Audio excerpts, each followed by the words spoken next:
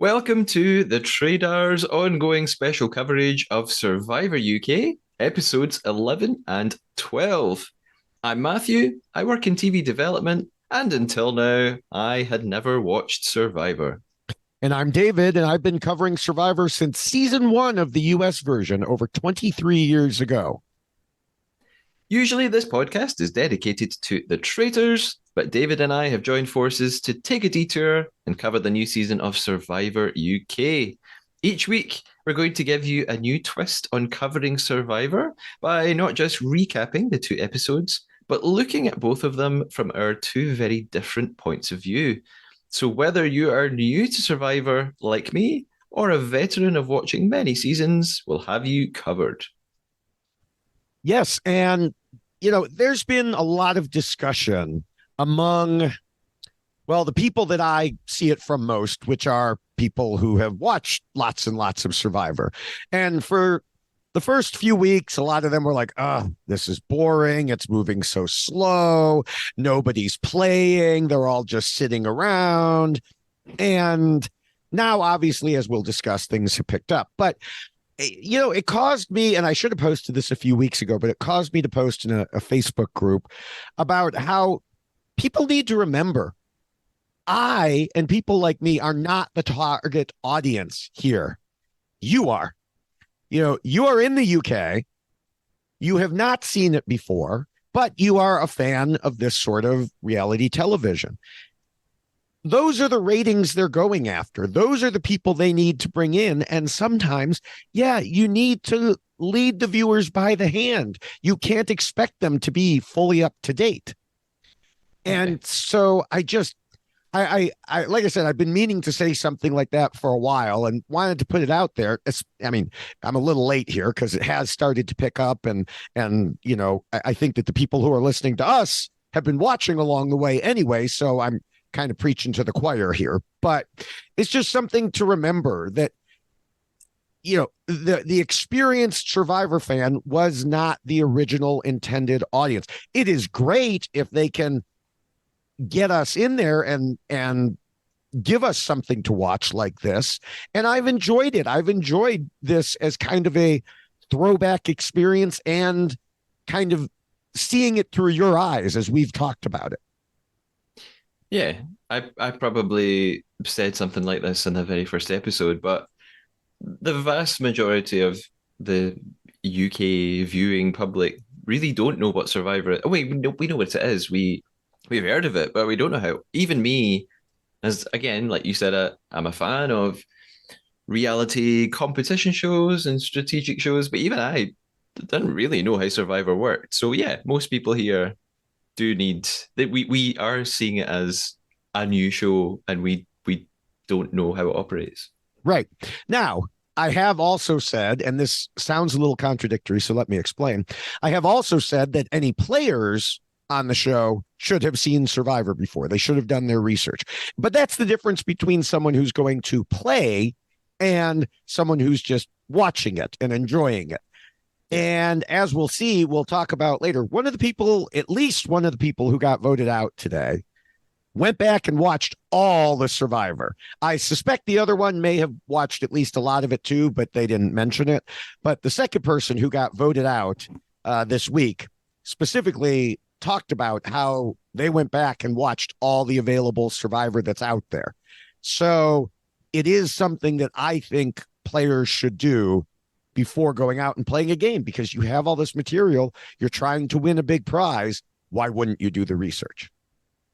Yeah, that makes sense. And something that I want to ask you, because I don't think I've asked you this before now, and I think I know the answer, but had you seen the UK Survivor from 20 years ago? No, Okay. no, because 20 years ago, we didn't have Streaming easy and availability to yeah, streaming and anything like that. I'm kind of surprised it hasn't popped up on YouTube somewhere. yeah, Maybe it's because nobody's taken the time because it wasn't worth it. I don't know. yeah. And again, I sure I mentioned this. Uh, I did watch it 20 years ago. I watched the very first Survivor. I just have no memory of it. Yeah, I yeah. really don't. I remember it being a thing that I watched, couldn't tell you anyone who was in it or Mhm. anything like that. The very first UK Survivor. The very first UK Yeah. Survivor, and I think Yeah. there was a series two, and I don't think I watched series two. Oh, I didn't know that. I thought there was only one season. Oh, they did two seasons. Oh, Yeah, okay. Um, I say I'm surprised it hasn't popped up on YouTube. I guess I've never searched. It could be there somewhere or on some site.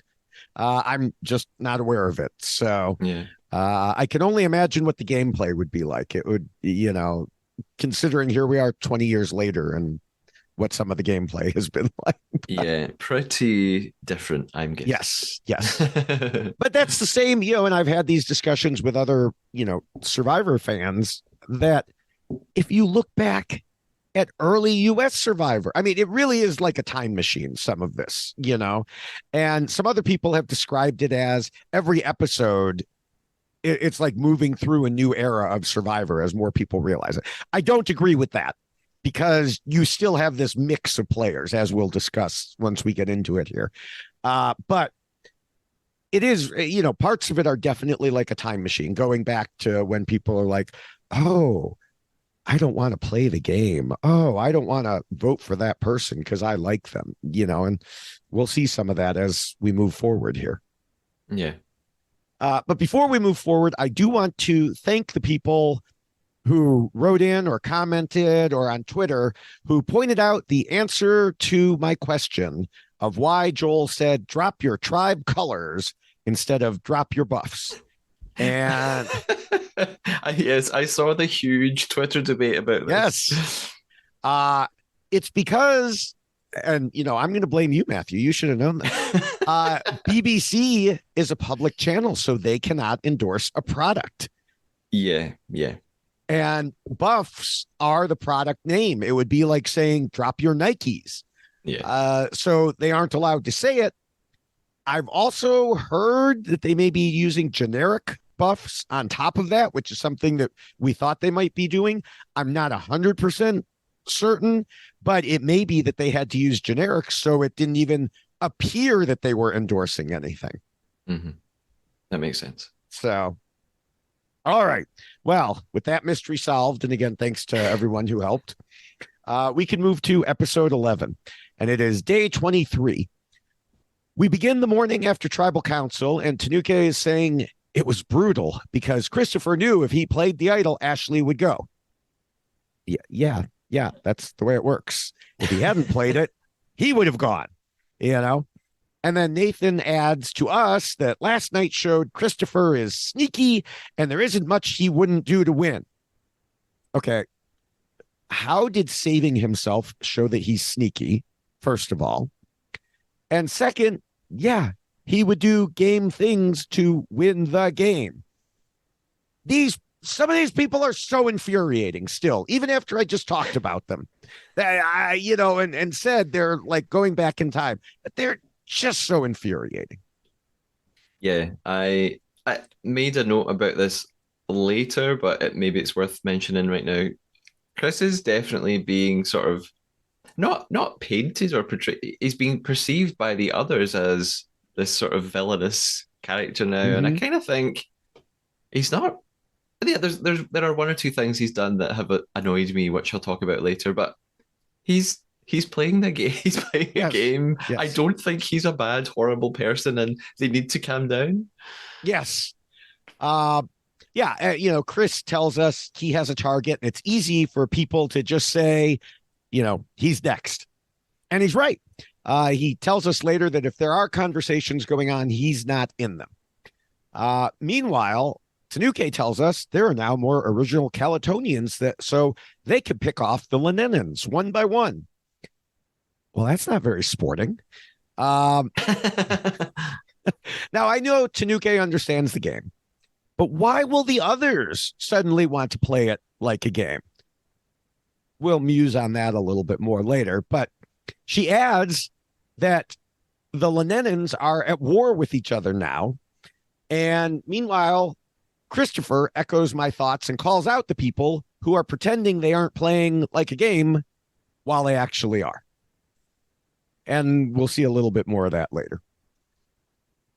Doug tells us he loves Christopher, but he's next on the chopping block and they're all gunning for him. But before we worry about that, there's a reward challenge. It's a memory challenge that we've seen several times over different countries' versions.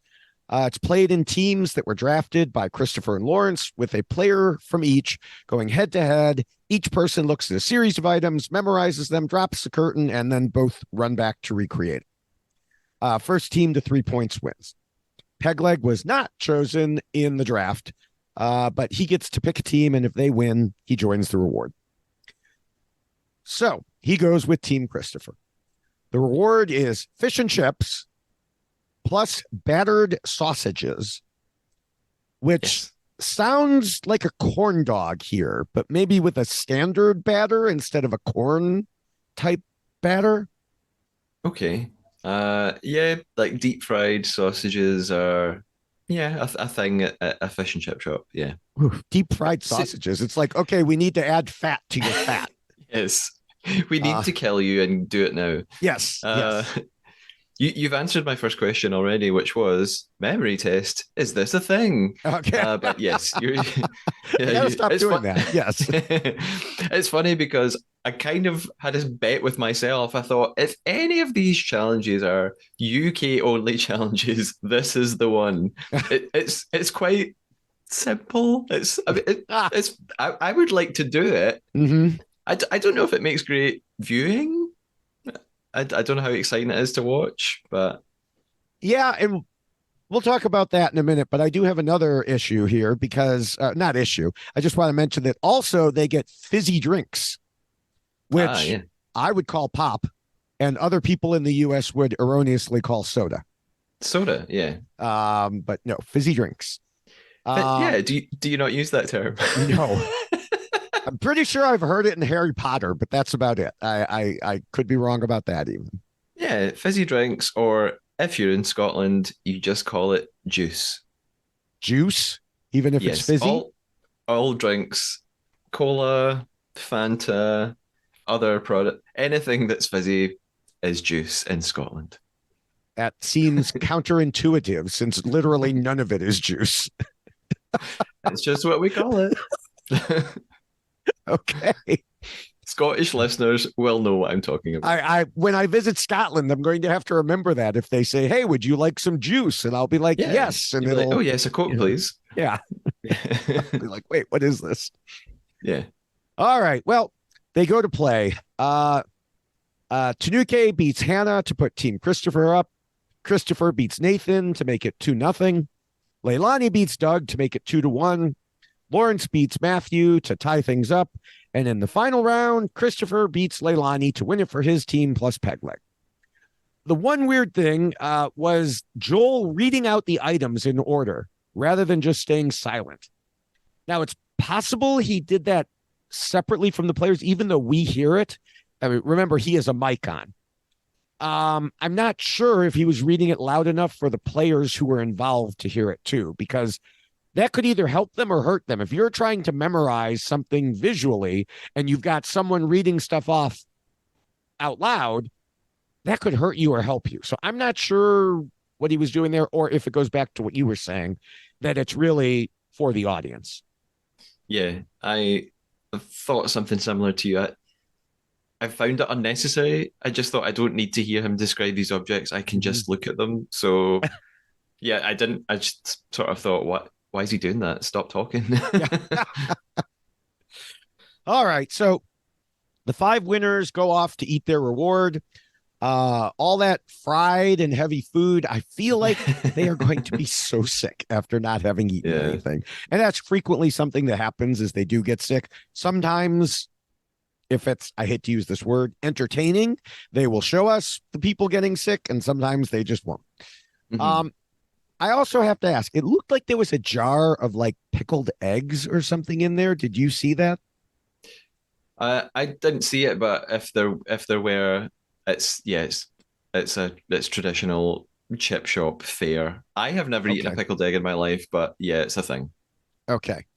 The only time, well, when I was in London, we went and got fish and chips at a place that I think claimed to be, there's probably about a million of them that claim to be the original. but this was like attached to a old archaeological church or something. So we went next door and you could go downstairs in the basement and look around and see these different things. So it was interesting, but it was also Okay. good. It was, fish and chips. Um, But and no we pickled learned, eggs. hmm? No, we No did not pickled get pickled eggs. eggs. And we also learned when you're in England, do not order American food at a British pub because they do not know how to make American, or they make it your way. Like my son ordered a hamburger and it Yeah. was boiled. And he As was like, opposed to as opposed to put on a fried griddle or on a fried griddle. or, yeah. Okay. And he was like, this is the most disgusting thing I have ever eaten. Oh, And then yeah. my wife ordered something too, and I don't remember what it was, but it was terrible. Whereas me and my other son, we ordered British food and it was good. And uh, you know, my son and my wife complained to the waiter, and the waiter was like, I don't know what your problem is. And the manager came over and I'm sure they were like, these stupid bloody Americans. So Yes. but we learned our lesson. That's yes, the lesson. That's what we do to deter people from I don't know, buying American food. Yeah. Haha, that's how So, we teach you. um, so when they're all done eating, Christopher brings up the idea of trying to redeem himself and work together. And Tanuke hugs him and says, sure, it's possible. You never know. And then immediately tells us that bridges are burned and there's no chance. But he might not be at the top of the list anymore. Yeah, With I was really glad when it cut to her saying that because for a moment I thought, do they really all believe him? So I was glad for her to immediately say, "No, babes, ain't Yeah. got time to build bridges." I thought, "Oh, thank goodness, someone is seeing sense." All right. So day 24 dawns, and Pegleg tells us and Hannah that everyone is voting out Christopher because he's not trustworthy and he's a backstabber. But Tanuke tells Nathan the Calatonians should vote Doug while telling the others they're voting Chris. And she adds to us that he's a massive threat. Nathan tells us Doug is a much more strategic player than a lot of people think. So if they don't get him now, they might not be able to. So much for his loyalty to Doug for saving him back at the original Calaton, well, the swap Calaton. And of course, so much for him complaining about Christopher being sneaky and conniving and lying and playing the game. You might detect a minor tone in my voice there. Yeah, this is the biggest swerve of the whole series. This is Mm-hmm. sort of the most brutal beginning of a brutal thing that has happened so far. Now, I have to say, for the first time, I avoided it all season. I I knew what was going to happen in this episode. The BBC fully spoiled it for me. I'm digressing a little bit, but I will say that I've noticed this before on BBC iPlayer here in the UK that even if you have been watching a series, if on the main page you turn on BBC iPlayer and it promotes a show, Survivor, Great British Sewing Bee, if you click on the show, it will I'm sorry. automatically Did you take just you. say Great British Sewing Bee? Oh yeah, the Great British Sewing Bee. Oh, it's one of my favorite shows. Oh yes. Okay, I had Um, not heard of that one. it's like Project Runway, but incredibly twee and Okay. British and sweet and cute and Okay. nice things happen. Uh, yeah, it automatically takes you to the most recent episode, no matter where you were in the season. So I was with someone else watching the series. We went to watch episode 11 and it showed us episode 12 immediately. And so I knew what was going to happen at the end of this episode. I was really annoyed. However, uh, at this moment in the episode, yeah, we see Tanuki suddenly says she wants to go for Doug. And Mm-hmm. I thought, oh, this is real gameplay now, maybe Yes. hypocritical, like you said. But I thought, oh, okay. So everything I've been saying about Doug so far on this podcast, being a great player, Mm-hmm. actually just means that he's target number one. And for the first time, I underestimated the ruthlessness of some of the players. Yes. Yeah. And I mean, don't get me wrong. Everything that they are saying is correct. This is a move they absolutely should be making if they see that Doug is a threat. I just get annoyed at, like you said, the hypocrisy where you complain about one person playing the game while turning around and doing the exact same thing. Like, Christopher, he's sneaky. He's a snake. Hey, let's blindside this other guy and lie about it. Yeah. So I was not spoiled, but had a feeling how this was going. So I was sitting there hoping Doug would win immunity or Nathan would get a bit of a conscience because of the promises he made when Doug and Pegleg saved him. Again, not saying he should, but I was rooting for Doug. So that's what I personally wanted. Um, Meanwhile, Matthew and Leilani go off for her to rinse her hair and talk strategy. She asks who he's thinking of voting, and he responds correctly by asking her thoughts. She claims she doesn't think about it until after the immunity challenge.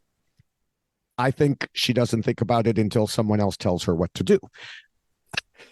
Yes, I had the exact same observation. Yeah. But Christopher has a much higher opinion of her gaming ability than we do, saying she's making out she doesn't know how this game works, but I could see right through it. You know exactly what's going on, honey. Does she though? Does she really? No, no, I don't think so. I really do not believe she does. Yeah, I'm not sure.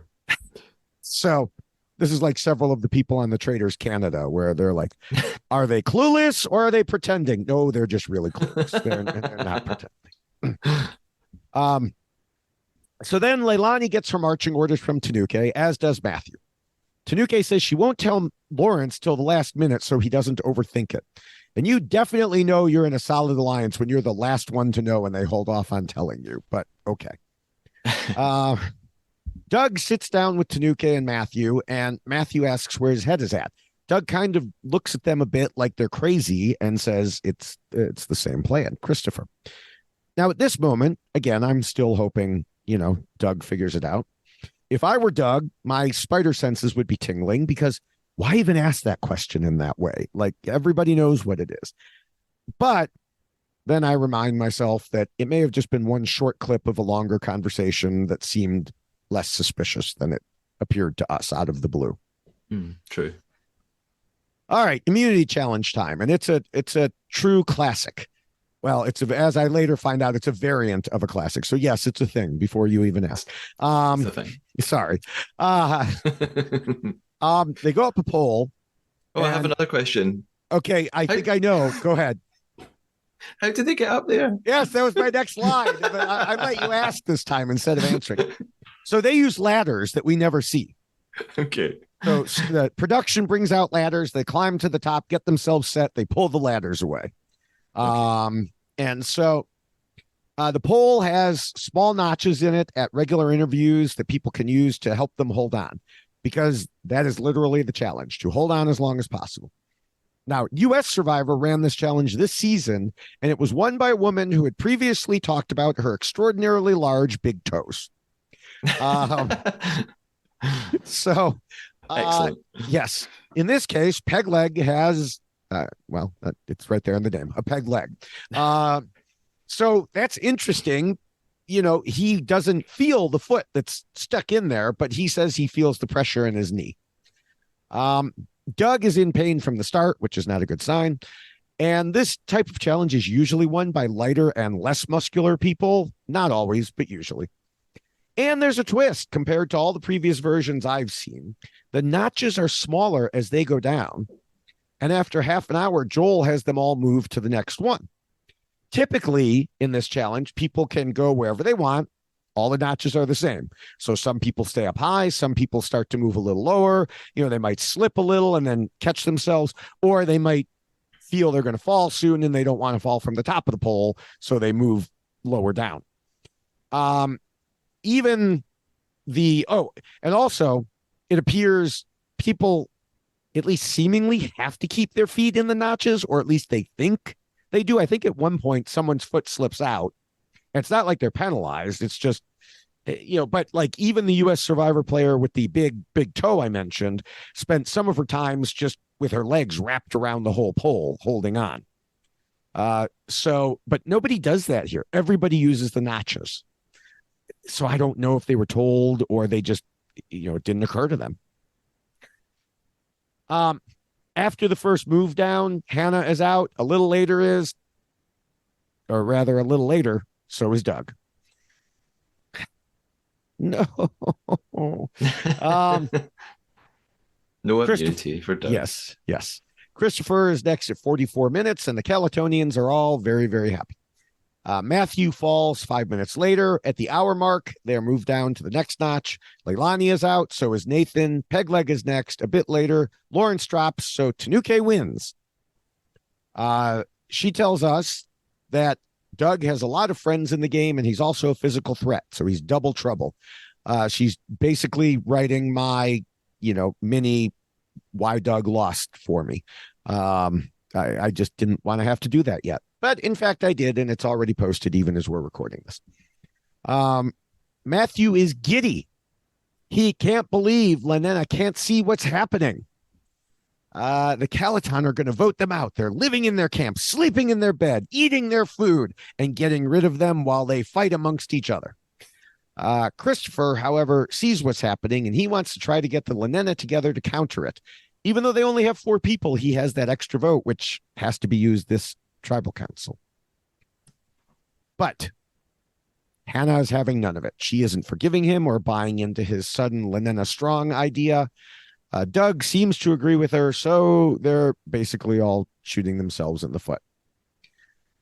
Tanuke tells Lawrence about it, and he says he agrees. So with the decision, finally gets around to telling him. Meanwhile, Christopher tells Doug that they should fake having an idol to swing Calaton. Doug acts like it's a great idea, but tells us he's so sure the votes are all going on Christopher. But if they think there's an idol, the votes could switch to himself, which, would be a very good point if the votes hadn't already switched to himself. So he goes and tells several Calatonians about the plan. Now, this is actually smart on his part, and Christopher does not seem to have thought that through. Because, yeah, if you leak out that there's an idol, I guess, they don't know that all the Calatonians are targeting the Lanena. So I guess he thought they might switch to one of their own. I'm not really sure who he was thinking, but bringing Doug in on the plan, clearly was not seeing it through Doug's eyes. So Leilani tells us she has officially entered the game arena. Yay! Yeah. Better late than never. Yeah. And on one hand, about freaking time. On the other hand, no, you haven't. Also, No, yeah, exactly. yeah. She hasn't really. Because to her, playing the game just means staying tribe strong. And she doesn't understand why the Lanena are fighting internally. And what she doesn't realize as she mocks them is that she has as much chance of winning as they do. Well, less really, because if all goes to plan, Tanuke, Matthew, and Nathan will take her out after the Lanena are gone. And, so her idea of playing is listening and doing whatever Tanuke says to do.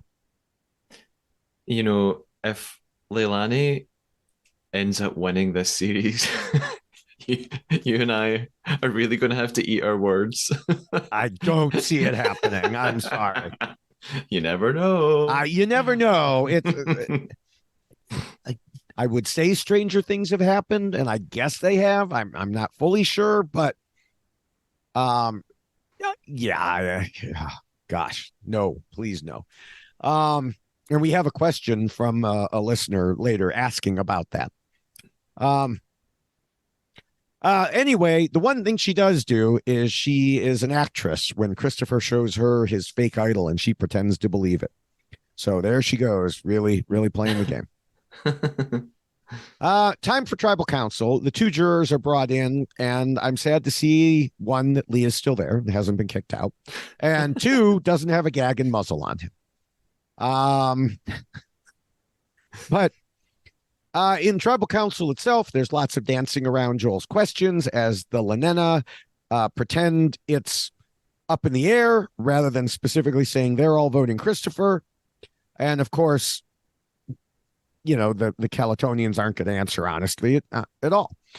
Doug does say, um, when Joel brings up the number of original Calaton versus Lenena, he asks if that's how they're still voting. Doug says, no, no, that's which in his mind is true.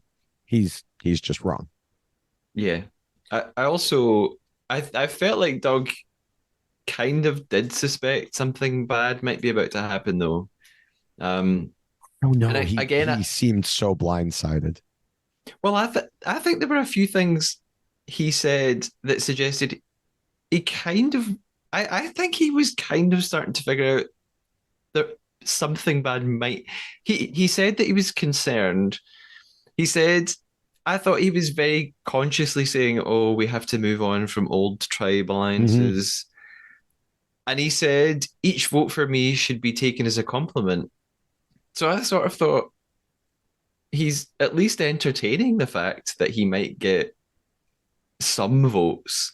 Oh no, I think he meant each vote for me, not for me. He was saying, from my perspective, each vote should be taken a Oh, compliment. That like every each person vote that being I vote, write down. yes, yes, or every person who's voted out from here on in should be taken as a compliment. Oh, I totally interpreted that differently. Okay, I thought he was, yeah, I thought he was saying if someone votes for me, I'll take it as a Oh compliment. no, I don't think Okay, that's what he was saying. okay. Someday maybe we'll be able to ask him, but And again, maybe I'm biased because I had the episode spoiled for me and I knew it right. was coming. Maybe I was viewing it from a different perspective. Yeah.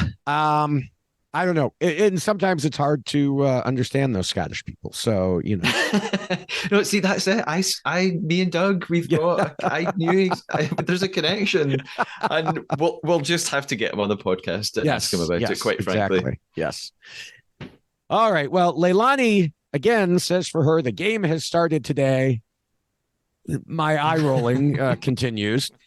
She's saying basically the other things she says are the lines that I wanted to say about her. Except as I said earlier, she's not really playing, just following along. So it's time to vote. We see Pegleg vote Christopher while Matthew writes Doug. Christopher votes for Leilani twice and tells her to stop acting stupid because she's not.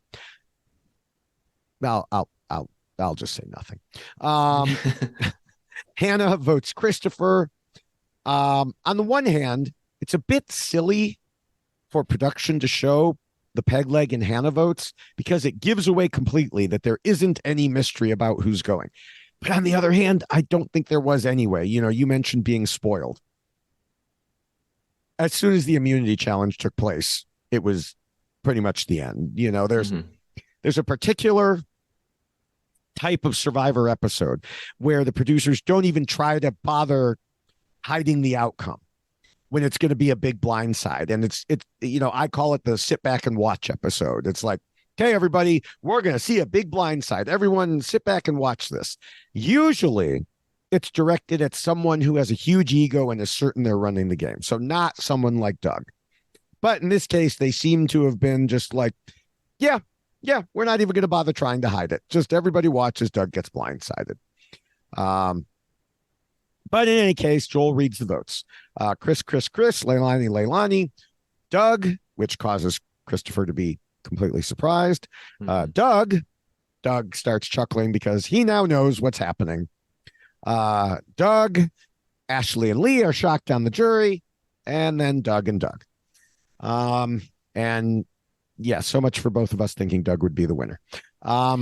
Yeah.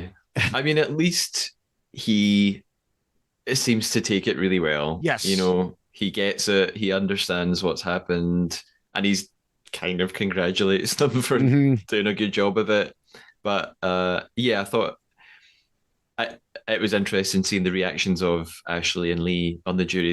They as Ashley looks completely shocked. I Hmm. even thought Joel looked like he was probably shocked and trying to cover it up and play his role, but I thought even yeah, he was probably surprised too. Yeah, and I mean, he must have been more visible than we thought. We talked about that he was doing a good job of hiding his threat level and everything, but I guess not as good as we thought. Um, I I also really did think that Nathan would stick to his loyalty pledge. And that goes, but yeah, I guess suddenly a bunch of them realized it's a game after bashing Christopher for playing it as a game, or at least Tanuke, who knows it's a game, managed to convince them to do her bidding. Yeah, Um, back when Doug and Pegleg had made the decision to keep Nathan and get rid of Shy, we had discussed, I wondered how they were going to get the alliances to mesh. And I don't know that it was ever even discussed, at least not from what we saw. I did think at the time that going with Shy and Lawrence seemed to make more sense because those two were apparently on the outs. And in retrospect, obviously that would have indeed been the case because, look at how the Calatonians celebrated Shy being voted out after it happened.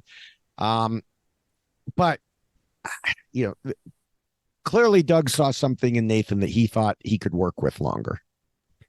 yeah, Um, so, and it just, didn't work out. Plus, then Doug just ended up on the wrong side of the vote a few times in the fight between Christopher and Ashley against Lee. And looking back, I have to admit, I kind of made some excuses about it because I thought he had some grand plan, like, oh, he knows he's on the wrong side, but he's doing it for this reason. And no, I think they just blindsided him, but good. So I do have to say, and this will be meaningless to you, but hopefully some listeners will know it. A lot of this episode reminds me of the episode of U.S. Survivor this week. Someone was voted out while believing tribal lines were gone, while a core of the original tribe on the other side controls the game secretly. And it even involved a lie about an idol that someone immediately spilled.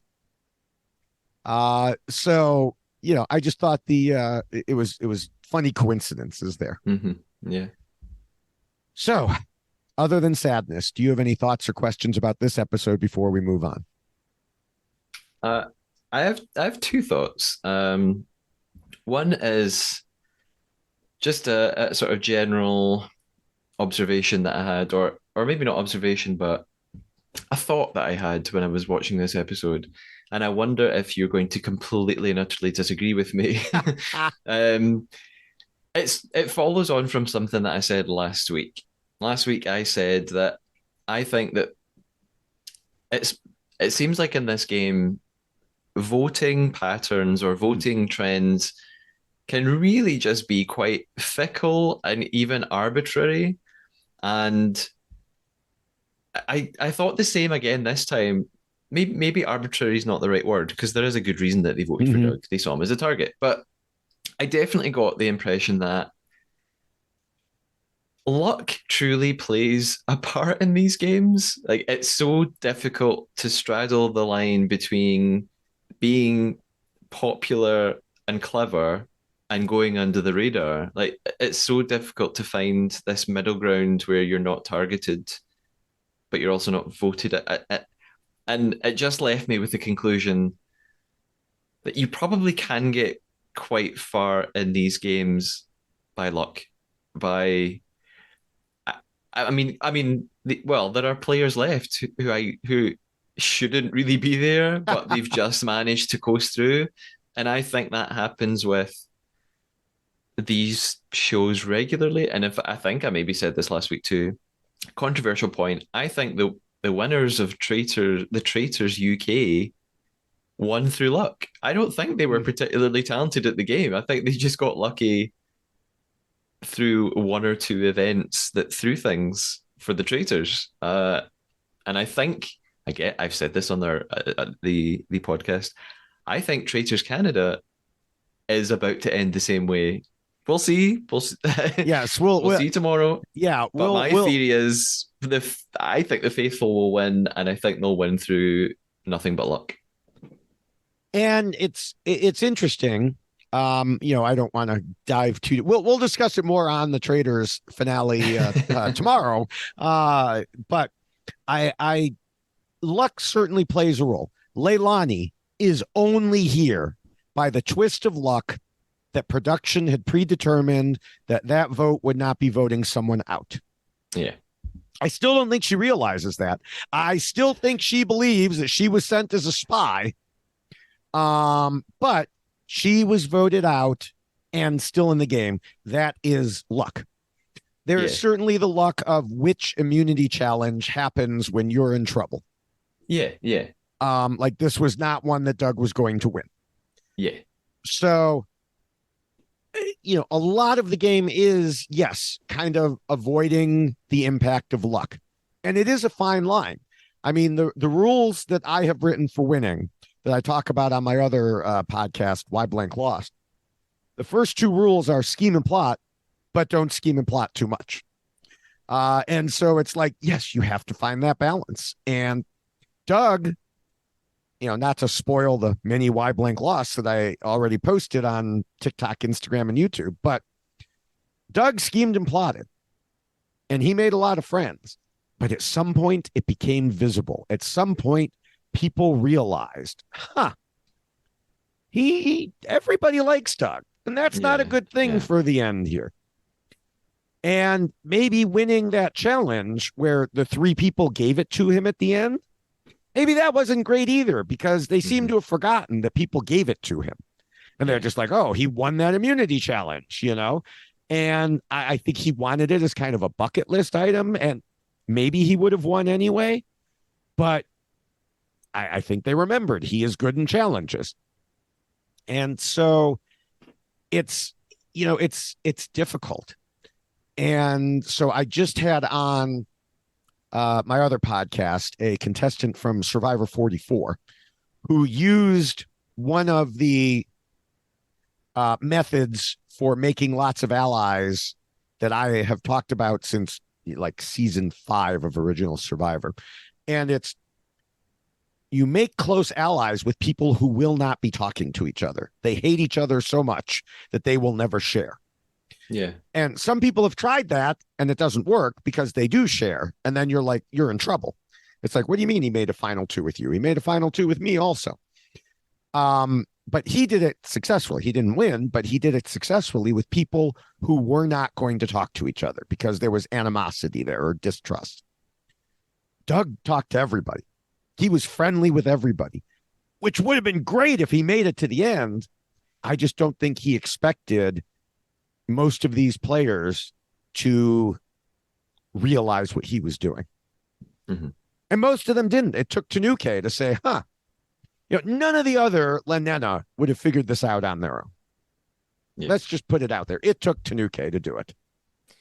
Yeah, which also leads on to my final point for the episode, which was my final note for episode 11 is Tanuki is a front runner for me now. Little did I know what was about to happen in episode 12. Yes. So we can move into episode 12. It's day 25, and Tanuke apologizes to Pegleg. He tells us he's gutted and foolishly thought tribal lines had disappeared, but they haven't. Yep. That's the problem. You can't assume that tribal lines have disappeared for everyone just because they've disappeared for you. Mm-hmm. Again, same problem on US Survivor right now. Hannah isn't happy either. Leilani claims to her that it's not picking off Lenena, which is BS. But then again, maybe nobody has bothered to tell Leilani that's the full plan yet. So maybe she believes it. And then Tanuke adds they need to take out Christopher next. We head right to a reward challenge. Now, this is another one. If before you ask, is this a thing? I've seen a variant of this one before. It's been so long, I couldn't tell you when. Um, and I don't think they were done in pairs previously. I could be wrong about that. But this one's done in pairs on a wall, and they're on numbered pegs. Joel calls out numbers. They have to remove a peg, but stay on the wall. And one person pulls the evens, one pulls the odds. If one falls, both are out. Last pair standing wins a trip to the Survivor Pizza Parlor. So Hooray. yes, the pairs break down as Nathan and Tanuke, Matthew and Christopher, Leilani and Hannah, and Pegleg and Lawrence. By the way, I noticed Leilani said something really funny before, right as they were on their way to this Oh, challenge. She says in her voiceover, if this challenge isn't for food, I don't care. And I thought, what? What? What? You don't care if it's like other stuff that you could. nope, she only And wants food. she just, and I get they're starving and they want food, but Right. I thought, you know, there's other stuff that could be helpful. It's a game that you're playing. Maybe you're going to win some other like advantage, but she Mm-hmm. doesn't care. She's not Yeah. interested. Yep. So, all right. So several numbers go by and all is good until Lawrence accidentally pulls 17 rather than 11. So they're out. And Pegleg is pissed at him, as Yes. I would be. Yes. A bunch more are called until Tanuke accidentally pulls out number 2 when she's only allowed to pull odd numbers, which is interesting also because Joel is literally saying odd or even, unless, again, they can't hear him and we can. It's like, do you really need to say, number 7, odd number? If you don't know odd from even, that is your own problem. Yeah, I don't know what happened. I mean, I guess they're stressed, they're tired. It was physically close to her, and she Right. just Grabbed it. without thinking grabbed Yeah. it, and Yeah. yeah. Eventually, they have to pull out almost all the foot level pegs, and so they're just basically hanging on. Leilani can't hold herself up even for food, so Christopher and Matthew win. Then Joel says they can pick one more person to join them. They choose Lawrence, and Christopher is hoping he could create a new alliance with the two of them. Pegleg walks off muttering about how Lawrence screwed it up for him, but he still gets pizza. Yeah, I'd be mad too. Hey, Like strategy takes precedence. it does, and I understand that. Yeah, they can pick whoever they want, and they decide we'll not pick, based on the challenge. Mhm. We'll pick someone tactically. But I still thought this was even a bad idea tactically, because I just thought you're going to make the others resent you. Shouldn't you have picked someone that just made you look like a good team player and Mhm.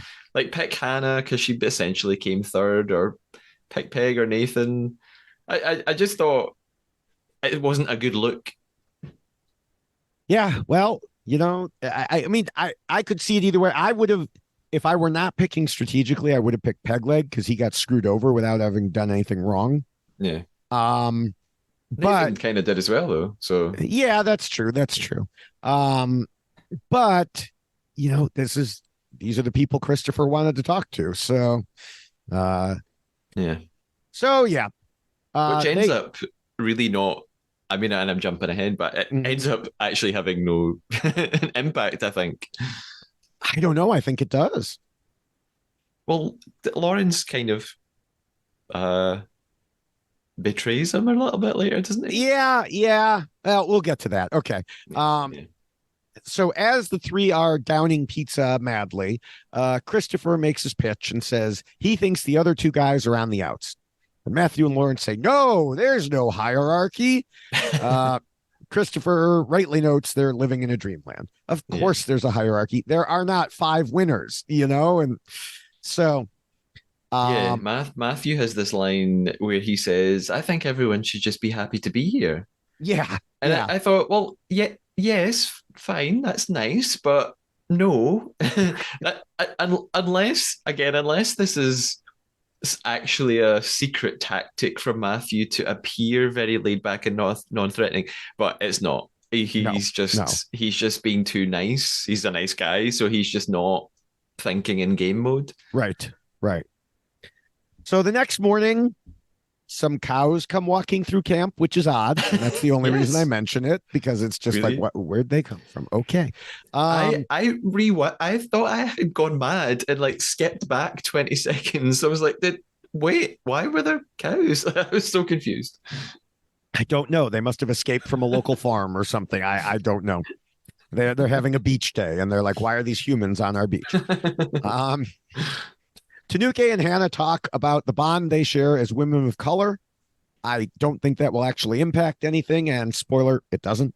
Um, Meanwhile, Christopher continues his campaign for Matthew to make a move against Tanuke or Nathan. But Matthew is very hesitant about it.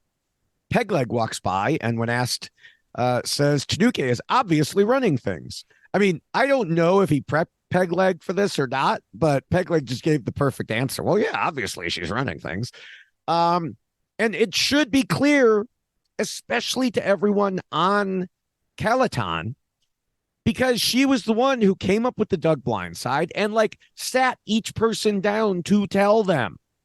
But Matthew is still not convinced. Um, as far as the actual hierarchy, Nathan says his only true allies are Tanuke and Matthew. Tanuke similarly trusts those two, plus Leilani. But Matthew and Lawrence talk about whether they should try to switch things or not. Lawrence doesn't seem to want to vote out Tanuke because of their friendship, even though we know he's the lowest on her list. And he was on the outs on original Calaton, so I'm a little confused about this friendship that seems to have sprung up out of nowhere. Do you remember them ever having been friends? No, not really.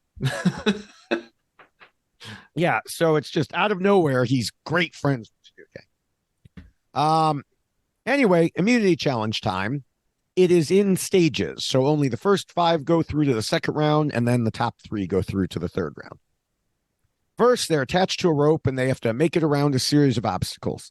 Matthew, Christopher, Tanuke, Lawrence, and Nathan move on. Leilani doesn't even make it past the first obstacle. She's still stuck there at the end. She's just tangled up. Like Yeah. I can't figure out what a knot is. Um, Next round is throwing a weight on a rope into a kind of a Y to hook it, and then using the rope to walk on a barrel to the end. Christopher makes it first and then helps Matthew by telling him what to do, while Lawrence also does it. The third stage is stacking 10 discs of different sizes in the correct order while attached to it by rope that causes the disc base to spin like a turntable as they go back and forth to get each disc. Lawrence has the right, very slow and steady technique, and he wins immunity. So, conversations ensue when they get back to camp. Matthew tells Hannah he's been thinking about the whole Tanuke and Nathan situation. He seems to be leaning in the direction of voting out Tanuke. Lawrence has what you were talking about earlier, this ridiculous attack of weird morality, and says he won't vote for her, but he will put a meaningless vote on someone else other than Christopher. And then he tells Tanuke about it, not fully, just like, oh, your name is out there. You're getting votes. I, of course, would never vote for you, but it's out there. Lawrence, come on, man. Yeah. So he says his thinking is that if she is voted out and ends up on the jury, she'll look favorably upon him because he tried to help her out. And yes, I made a note of your favorite thing, which is that he mentions his integrity. Yeah. And then I just wrote, "What an idiot!" Yes. Um, it to me it seemed self-sabotaging, like telling someone, "I think you might be about to be eliminated."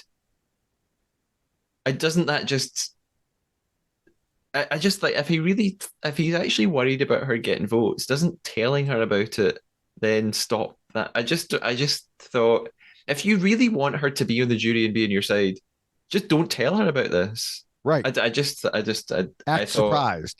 by telling her, actually you're helping her avoid being voted out, and therefore she won't be on the jury. So I wasn't sure. I mean, maybe if we look at this in the best possible light for him, maybe he feels that all the votes are there and there's nothing she can do about it anyway.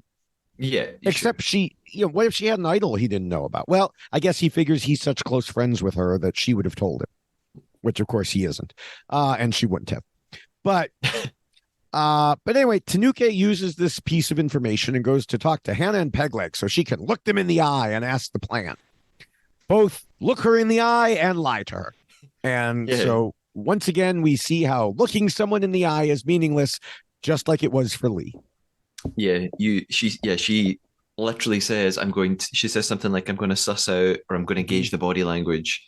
And it reminded me of something that we have spoken about before in Traitors, I think, that Yes. actually you can probably tell very little from somebody's body language about whether or not they're lying. Well, let me jump ahead here because so I was going to mention this at the end. She did talk about in post her post game pre-game BBC interview Yeah. that she studied up by among other things reading FBI interrogation persuasion techniques and body language books. And so I think Didn't that work. yeah, she may have had a higher opinion of her abilities there. And yes, I had it in my notes here that body language reading is generally BS. Refer back to my interview with Melissa B from the Traders Canada for more discussion there. And so, yeah, I think she trusted in her ability to look them in the eye and, just one more notch of evidence in favor of body language being yes. Um, so the question now, though, is has this spooked Matthew enough to change things up? And we'll find out because we're going to tribal council. We get a lot of standard discussion there. But then Christopher says some people are acting like they're on their hollybobs, which seems to get a reaction. I have no clue what a hollybob is. It just means holiday, but it's just a weird British cutesy word for holiday. Okay, so basically, and even holiday has a different Yeah, meaning. well, sure. Yeah. So Uh, actually, what it means to you is vacation. yes, so it means they're on. So, like when I had said before, they're on a fun camping trip. He's basically Yeah, saying something like that. exactly. They're on a fun vacation. Yeah. Okay. I was hoping Hollybob meant something different. I don't know. It sounded interesting anyway. Um, so this starts a disagreement between Christopher and Nathan, with Nathan again on his high horse about being honest and Chris being deceitful, which brings me back to wondering how honest he was when he promised loyalty to Doug. But I guess that doesn't count.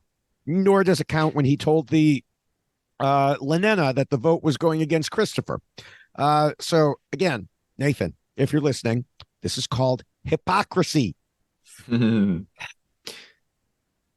So, um, time to vote. We see Christopher vote Tanuke, which of course is no surprise. She returns the favor, and that's all we get. Joel reads them all. Christopher Tanuke, Pegleg, which, that was Lawrence's vote. Christopher, Tanuke, and Tanuke. Matthew held his nerve. Honestly, I did not think he would. I thought he would flip back. And the jury is shocked. So, what do you think of your namesake's move here? And more specifically, let me just say, Joshua on Twitter asked, if you were in his shoes, what would you have done? I I was I was shocked when her name was read out as the final vote Mm-hmm. that made it clear she was. So I did get a shock. I'm glad that Matthew did it.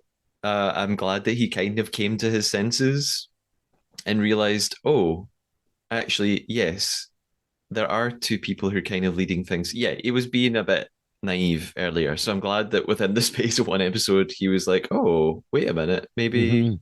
there is something going on. And he has a little bit at the end where I think he says, oh, that's the biggest risk I've taken in this game, or something like that. He says, oh, that's the biggest tactic I've played so far.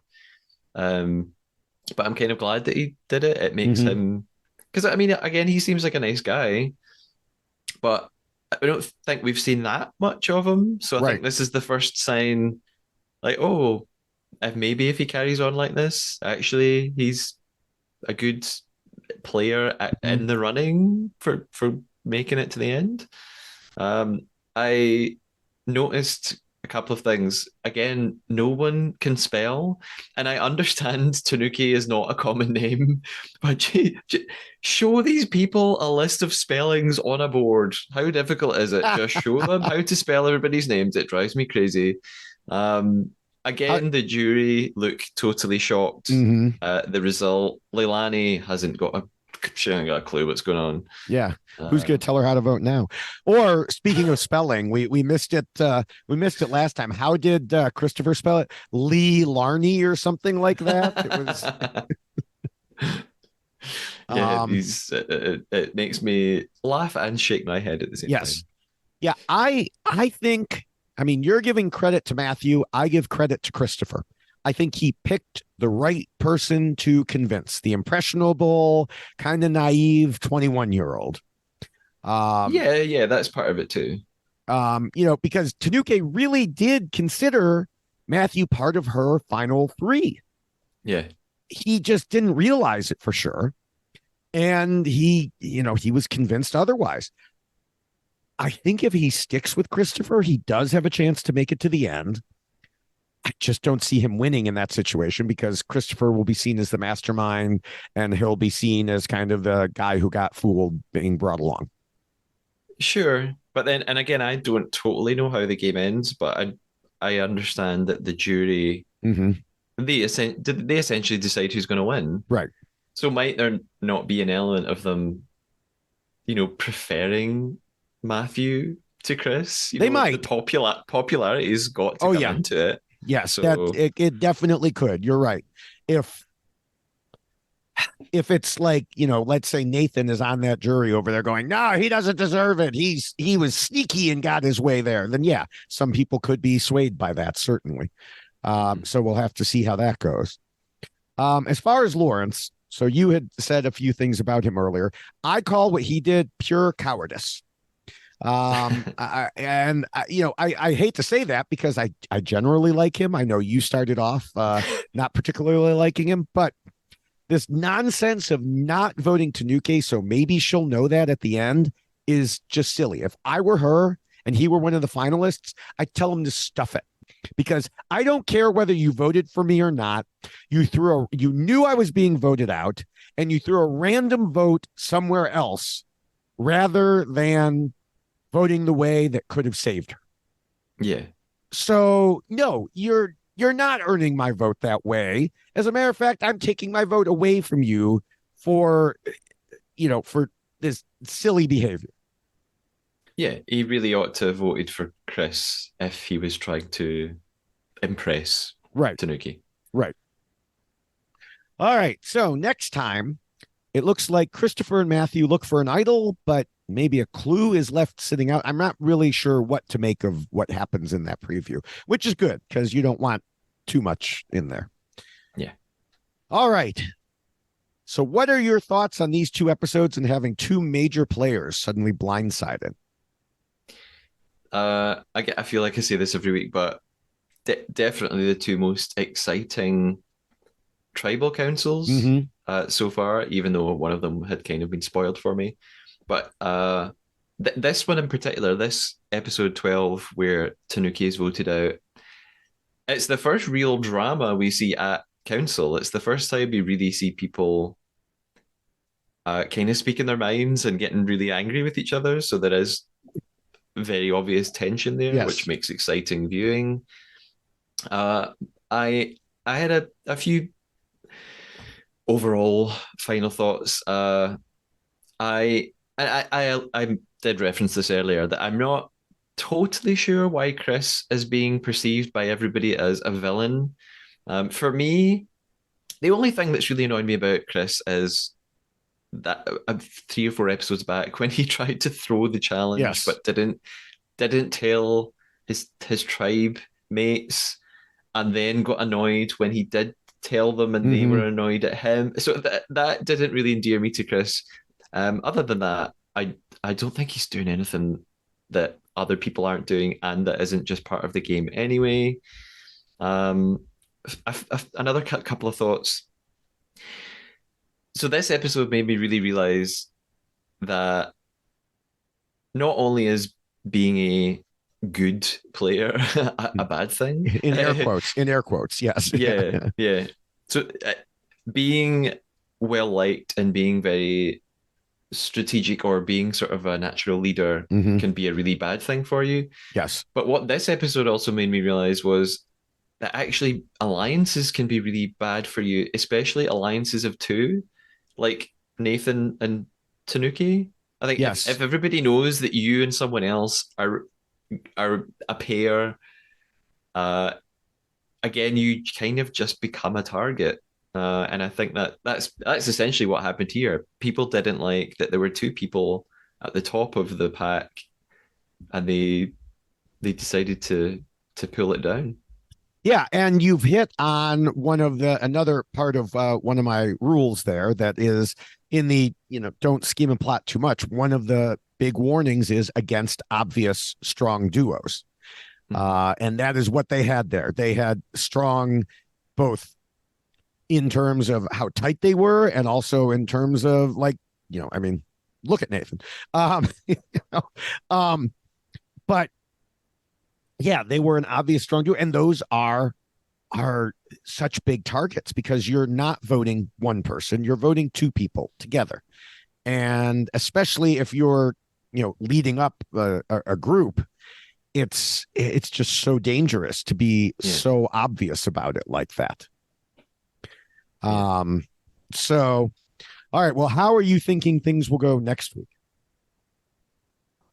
I have no idea now, and I'm truly because I feel so blindsided myself about Mm-hmm. Doug and then Tanuki. After Doug went, I thought, oh well, maybe Tanuki's the one. And then the Mm-hmm. next episode, she goes, I'm just left with the feeling that I actually have no idea who is going to win this show. Okay, it's probably not Leilani, but Yeah. apart from that, I sort of thinking someone. I know there only are what six Mm-hmm. people left or something, but it just makes me think probably someone who has been quite under the radar is going to win. Maybe it will be Matthew or like Hannah or something. Maybe someone who just has coasted through. They aren't receiving votes. They're not an obvious target. Maybe that's who's going to end up winning. I can't. I think Chris is great to watch, and there's lots I'm seeing on social Mm-hmm. media about people defending him and saying he's actually great TV. But I can't again if the jury decide who to win. He Mm-hmm. seems so unpopular amongst too many people that I can't imagine them letting him win. So that's the conclusion I'm left with going forward. That probably a quiet person. I think maybe like Pegleg could win I could because see again Pegleg winning. he's I popular Yeah. I could without being see threatening. Yeah, I could see Chris winning, but it would be an uphill battle for him. I don't want to, I mean, before you pointed out, with some of what you just said, I was kind of leaning towards, I think Christopher is going to win this thing. But you're right. I mean, I will Lee ever vote for him to win? Will um, maybe Tanuke would, but would Nathan? I don't think Mhm. so. And so there are definitely it's how you get to the what are they going to have? Probably I think I'm trying to remember how big their jury is going to be. I haven't sat down and done the math. So I don't know if they need to get 4 votes or 5. I think they're going to have a 9-person jury probably. So he would have to get 5 votes. Um, so yeah, that would be hard. Um, as far as next week, I think Matthew is going to have an attack of guilt, which will be further emphasized by like Leilani and Nathan coming to him and being like, "We were with you. What have you done?" And so I think he's going to go back to, they're going to turn back on Christopher and be like, "You evil demon, you seduced him away, and now we must go after you." But then that whole idol play might come in. So who knows? if they don't get Christopher out now, he very well might win. Hmm. So it'll be interesting to see. Yeah. Um, have any of your favorites or dislikes changed? Uh, uh, well, one of my favorites is no longer in Mm-hmm. the running, so Yeah, I know. uh, I I'm paying more attention to Matthew now when I wasn't really paying attention Mm-hmm. to him before. And I again, I don't know if he's an amazing player, but he seems like a nice guy. So I'm yeah, I'm paying more attention to him. I think mate Pegleg actually.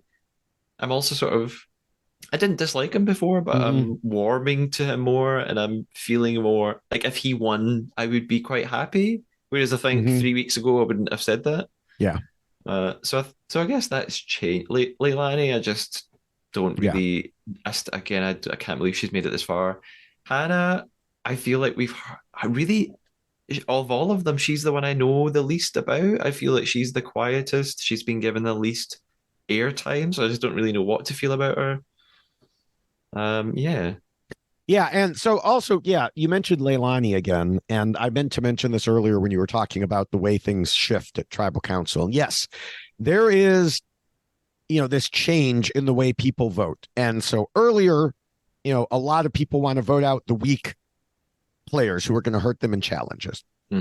But if those players can make it through that round, once they get to merge, people don't target them for that reason. Nobody's targeting Leilani because, oh no, she's a big threat. She's going to knock us out. No, nobody's doing that.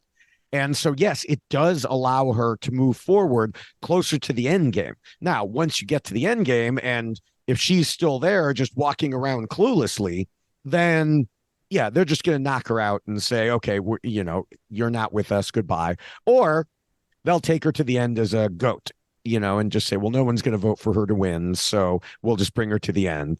Hmm. And yeah, there have been people who have in the US gotten $100,000 for being a goat because that's the Yeah. second place money, and so, uh, Wait, did so you say second place money? yes. You, you get there's a prize for second place? Oh yeah. Yeah. There's money all the way down to the first person voted out. Uh, Is that going to happen here? I don't know. That's up to the BBC. This is news to me. I would be amazed if that happened on the BBC. I uh, in other versions that like I believe, and please people don't quote me on this. I believe in South Africa, it's like only the winner and maybe second place who gets something, or maybe even only the winner who gets something. yeah. But in the US, it goes like $1 million, then 100,000, then like 75 or 80, and then it just goes down from there. Okay. I think it's very un-British to award people who don't win.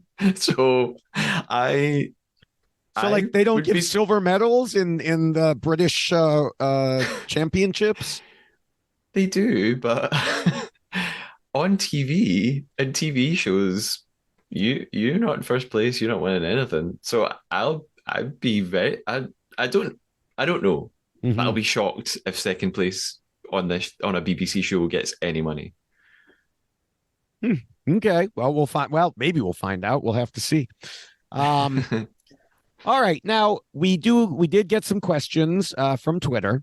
Uh, one I asked already, but several more came from Ali F, who wants to know, as a newbie, Matthew, what's your take on the evolution of the level of strategic gameplay so far?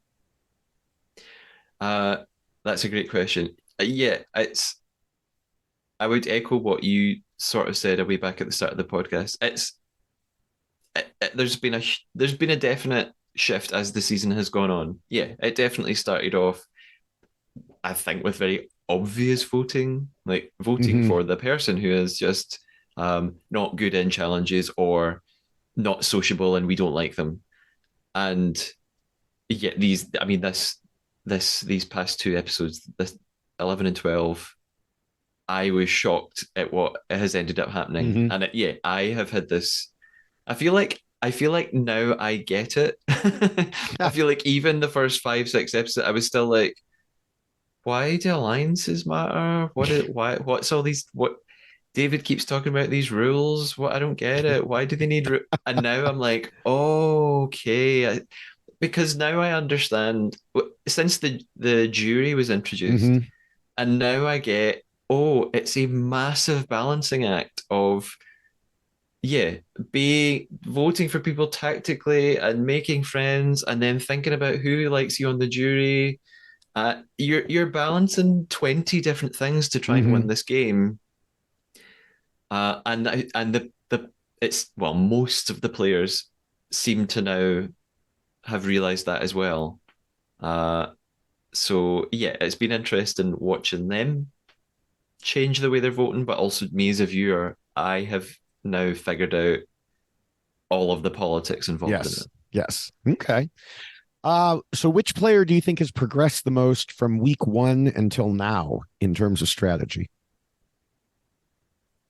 Uh, well, I would have said Tanuki until now. I hadn't. I also had just seen her as quite quiet, and Hmm. I didn't really feel like I knew her. And in the last, well, in episode 11, I was suddenly thought, oh, she's this kind of leader type character, and she's going to persuade everyone to get rid of that. And then it's Yes. essentially backfired on Right. her. But yeah, I hadn't seen her as a major player at all. On the other hand, this isn't really the question. It's the opposite Hmm. of the question. I feel like Nathan was like an obvious person at the beginning, like an obvious strong player. And Hmm. actually, as it's gone on, I'm kind of surprised Nathan's still there. And I can't really see it winning now. So yeah, Tanuki's the one who I think progressed the most. And I'd actually, and Chris, I suppose Chris, yeah. Hmm. Uh, I didn't see him as threatening at all at the start. I thought he was just kind of quite silly, Hmm. and quite, I don't know, quite just sort of fun talking head. And we got his VT of him singing in a karaoke in a bar, or sorry, not karaoke. He's a professional singer, Yes. but and with his leopard print shirt on. And now I'm thinking, oh, actually, he gets the game and he's Hmm. trying his best to, and he's not made a lot of friends along the way, but at least he's avoided being voted out, so he's doing Right. something right. Right. Yeah. Yeah. It's yeah, that's kind of what I'm thinking as well. Um, it is interesting that, Hannah, who said, oh, he wants to be all, Lanena strong in episode 11, suddenly realized, oh, we do need to go back to being Lanena strong in episode 12. Mm-hmm. So she was ready to ditch him. And then when they ditched Doug instead, she was like, oh, okay, we need to, we need to rethink this. Um, Another question from Allie. Who do you think are front runners now that the two obvious ones were eliminated back to back? We answered this a little bit. Um, and we may have answered it fully actually already. Yeah, I think. I mean, if I was going to bet money right now and who's going to win, I would pick Pegleg or Matthew. Hmm, okay. I would say Christopher Pegleg. That would be my two. Okay. Um, were you surprised that Lawrence didn't flip along with Matthew? And we talked about this somewhat. We were certainly angry, or at least I was in particular, but Uh, no, I wasn't surprised, but I didn't understand why he voted for Pegleg. yeah, I mean, it was just, yeah, yeah. I think we addressed it when I called it stupid. So, um, all right. So this next question, I don't know that you'll know much of about, but you brought this up as a possibility. So Richard Hatch won Survivor US the first season by playing hard and screwing people over when necessary, which set the tone for future seasons. What tone do you think it would set in Survivor UK slash reality TV if Leilani won by not upsetting the jury over someone like Christopher who is playing the game? Uh, well, in a weird way, it would feel, I've used this phrase a lot tonight. It would feel very I British. knew you were going to say that. Yes. uh, the sort of nice, naive person who doesn't really know they're in a game ends up winning. It would be quite quaint. I mean, I can't picture it happening, but yeah, it would. I guess it would just sort of fly in the face of everything that I thought Survivor was supposed to Yes. be. Yes. Uh, So, so and we, I can't picture it, and I if it gets to that point, I can imagine producers just shaking their heads, going, "Oh my God, how did we engineer the game so that this happened? This is not yes. a good look." uh, Quick, everybody find every scene of Leilani being strategic that you can. And all they could come up with was her saying, I'm entering the game 3 weeks in, And so, yeah, that was her big moment there. yeah, so it would have a bizarre effect. Mhm. This is a question I'm hitting you with out of the blue, but I was asked recently and I didn't know the answer. Do you happen to know how the ratings have been? Have they gone up? Have they gone down?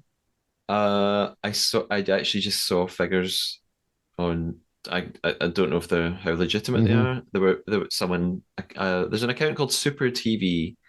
I don't know if they're probably British because they tend to post about the traitors and Survivor and like Doctor Who and stuff. Mm. Um, they had posted a list of like Saturday night prime time. What Mm-hmm. would it?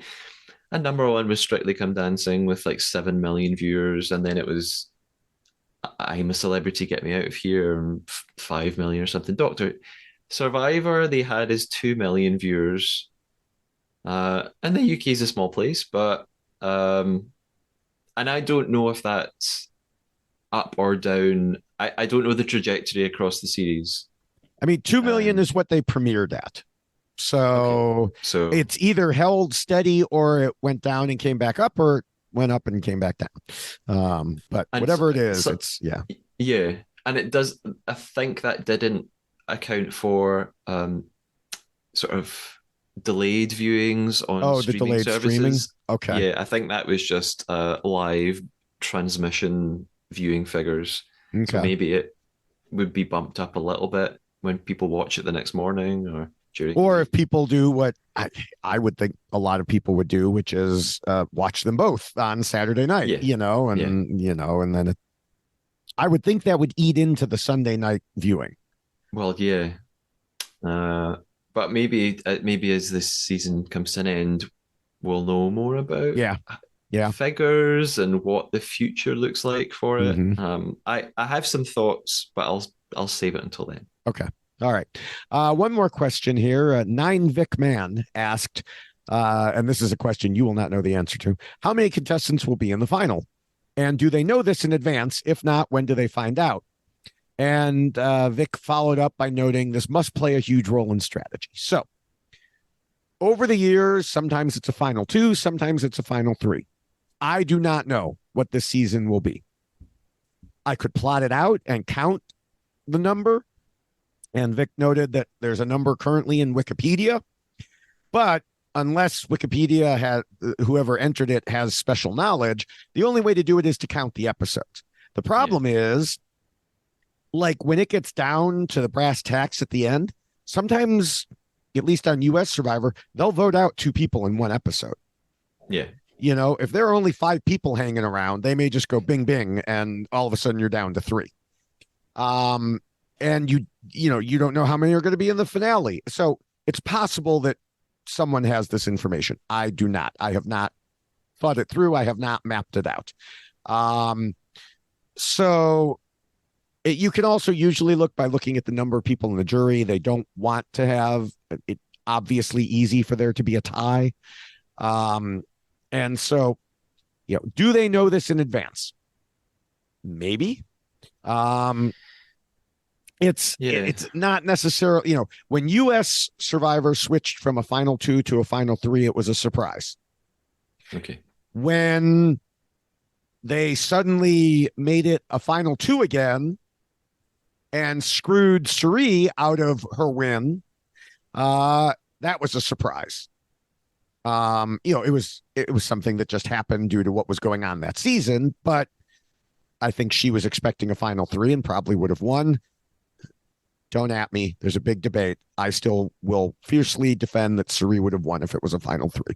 But that said, then we might not have gotten her on the traders. Uh, so anyway, nowadays on US Survivor, it is always final three. Other countries, not the same. And so it really just depends. I do not know the answer for this one. I will Yeah, just go along for the ride and see what happens. But yeah, yeah, the players do need to consider, okay, how am I going to play this? Because like I said, Suri got screwed because she thought it was a final three and went to the end with two people she could beat, but two people who knew that she could beat them. And so therefore they voted her out. yeah. I mean, I would imagine that producers tell them how.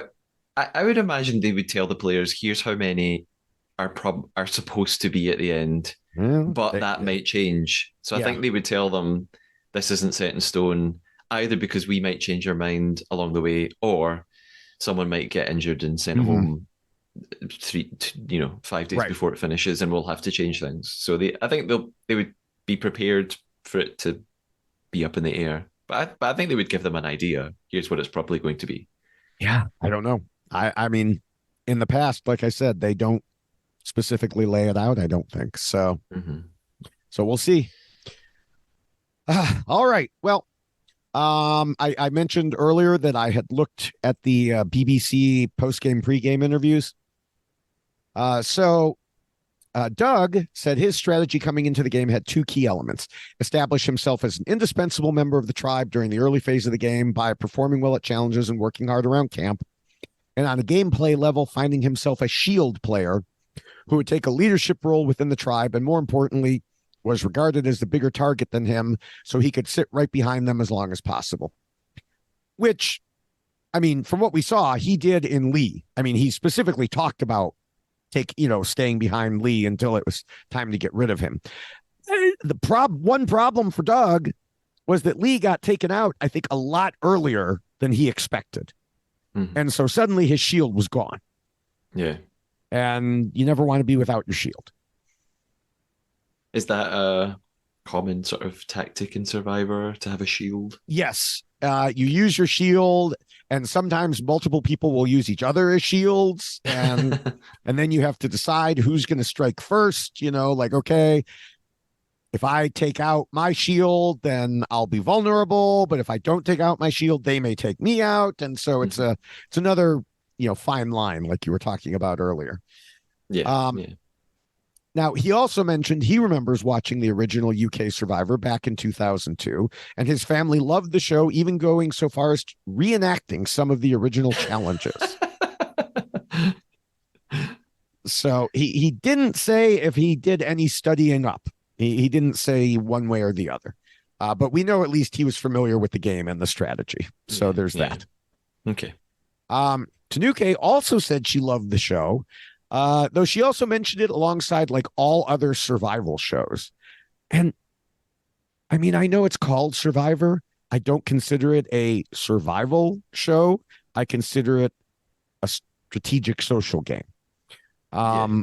Yeah, they have to survive, but it's not like some of these shows where they drop you off in the middle of Alaska and say, "Good luck, we'll see you in a couple months." Yeah. Yeah. Yeah. It's So, not, it doesn't, you winning the game doesn't depend on your actual abilities on an right, island. right. Um, she said she was excited when she saw it coming to the UK, and unlike most of the others, she actually watched every season of Survivor. So she went back and Uh, did the research. In addition to the research I mentioned earlier. Her strategy was to find a ride or die and take them to the end, which I presume was Nathan. She also knew that people like it when she feeds their egos, which is definitely true. I don't necessarily know that we saw that, but it's hard to show on TV. Mhm. You know. So yeah, there we have it. We said goodbye to two of the people who were actually playing the game, and this, you know, as we've discussed, leaves a much more open field. So we'll see where it goes. Um, Anyone who wants to reach out to let me know what you think, I am all over social media and reality TV podcasting. I am podcasting about U.S. Survivor on the Rob Has a Podcast Network, with the name of the show, as I mentioned, being Why Blank Lost. And of course, I'm podcasting The Traders Canada for one more week right here. So make sure to subscribe to the Tradar podcast if you're not already, to get all of that. You can find all my various accounts through my link tree at linktree/David Bloomberg. There's a dot before the EE because that's just the way Linktree does it. Or you can find me on most text-based social media platforms like Twitter and Blue Sky as at David Bloomberg, and on TikTok, YouTube, and Instagram as at David Bloomberg TV. Speaking of TikTok, etc., I post 3 or lately 4, because there's just been so much, reality TV short videos on all those sites every day. They're mostly they are a combination of U.S. Survivor, Survivor UK, The Traders Canada, House of Villains, and Squid Game, The Challenge. Yes. And of course, I have posted, as I mentioned, my mini Why Blank Lost. So these are 1.5 to 2.5 minute versions, just hitting the high notes or the low notes of why each player lost the game. Find those on, YouTube, find them on TikTok, find them on my Instagram, and take a look at those. The one, as we're recording this, the one for Doug is already done. The one for Tanuke is still coming. So, what about you? Where are you?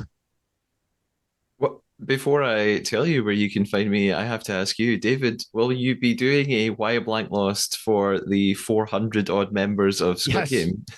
Yes. And it will end. And that is why 1, 2, 3, 4, 5, 6, 7, 8, 9, 10, and 456 lost. Can't wait. Yes. You can follow the Trader Podcast on Instagram at the Trader Podcast, or on X or Twitter at the Trader Pod. We're also on YouTube at the channel is at the Trader Podcast as well. And you can email me at the Trader Podcast at gmail.com. And David, I can't believe you forgot to mention the most important thing about your next episode of The Trader. Who is your special guest for the Well, finale I of was Traders leaving it as a Canada? surprise, but yes, I have a very special guest for the Traders Canada finale. See, normally the regular host of the Tradar for the Traders is this guy named Matthew, and he has me on for all the finales. But since I have been hosting, I was like, well, I can't have myself on. So I'm having Matthew on. So, yes, we will be talking tomorrow about the Traders finale. And then shortly after that, I will also have an interview with the winner. So that's good. And then maybe we'll have some other interviews along the way after the Traders Canada is over. And we'll see what we can do there. I also want to mention, if anyone would like to help support the costs of publishing this podcast, you can drop Matthew here a few bucks, or whatever they are in Canada or Scotland or wherever, at coffee.com. That's ko-fi.com/Matthew Keeley. And that just helps keep the lights on. Yes, and I'm very excited about our Traitors Canada finale. So I'm can't wait to see it. You said you're going to interview the winner, or winners, could be. We'll have to find out. That's a good point. Wait, let me look back at that email there. It didn't specify. Could be plural. That's a very good point. If it's plural, those are pretty small time slots. So I don't know if that's anything we can we can judge from that, or I've had small time slots for multiple people before, back when I was doing US Survivor interviews. So anything's possible. Yes. All right. In less than 24 hours, we'll know the answer. Yes, that's true. So, everyone, make sure to check that out and, find us all over the place. And in the meantime, after that, we'll be back here in a week for the next couple of episodes of Survivor UK. Bye. Bye bye.